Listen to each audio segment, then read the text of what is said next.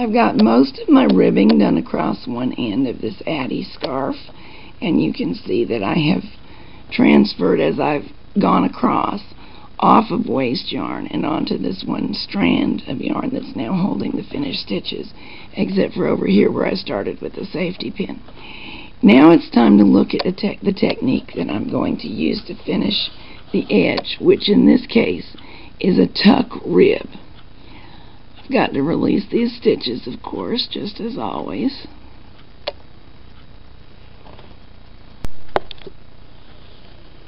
I ended up with something of a tangle of waste yarn here. I'm sorry I picked colors so close together. My waist is teal, my mane is blue, and in real life it looks more different than it does on the camera. But here I'm just going to snip my waste yarn so as to release my stitch, since I've got this tangle. Don't need it anyway. Now, we're going to do this with the 3rd and 5th stitches from the edge. We're going to ladder all the way down. If you've got a scarf that's 200 or 300 rows long, that's how long your ladder is. So that gets a little scary, but don't worry. Turns out okay.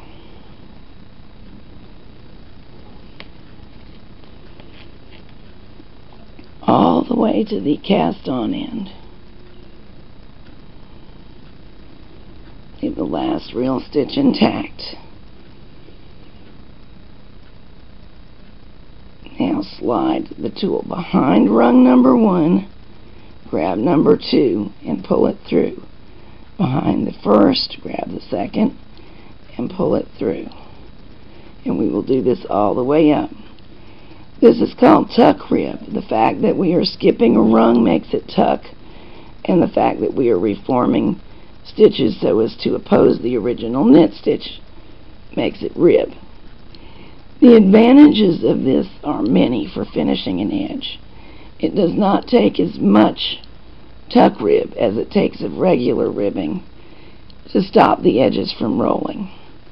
Also, a tuck rib does not pull in to the extent that a true rib does. So it doesn't change the width of your fabric. Now here is a situation you'll find sometimes.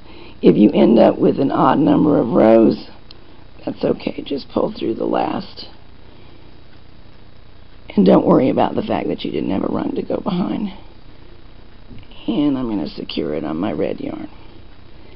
Here's what it looks like from the purl side. Here's what it looks like from the knit side. Another thing about this is that it's quicker. We're only latching up half of the number of rows because of skipping every other rib. This needs to stay a knit stitch, so I'm just going to pull my red yarn through it. I have experimented and experimented, and I am happiest with this technique on the 3rd and 5th stitches from the edge. Doesn't mean you can't experiment and find that in some circumstances you may want to do it differently, though.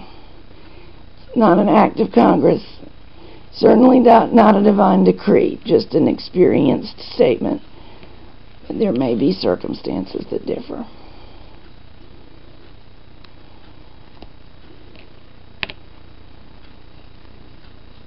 All the way down we go.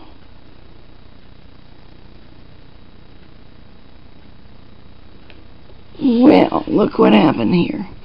I did not catch it while I was knitting, but plainly a stitch tucked.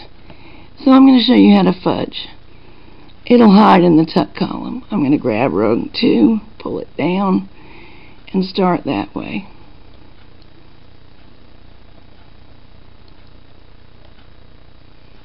Just treat this as one. And my misdeeds are disappearing. The tuck column will hide it pretty well. So unless you are a real stickler for detail, you'll probably be okay with this fix. Now, had I spotted it sooner, I would have fixed that tuck stitch. But I didn't, and I think I can live with it. All the way up we go.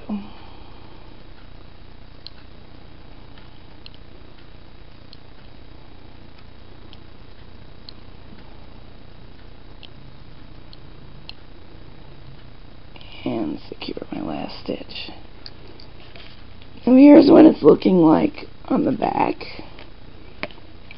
and here's what it's looking like on the front.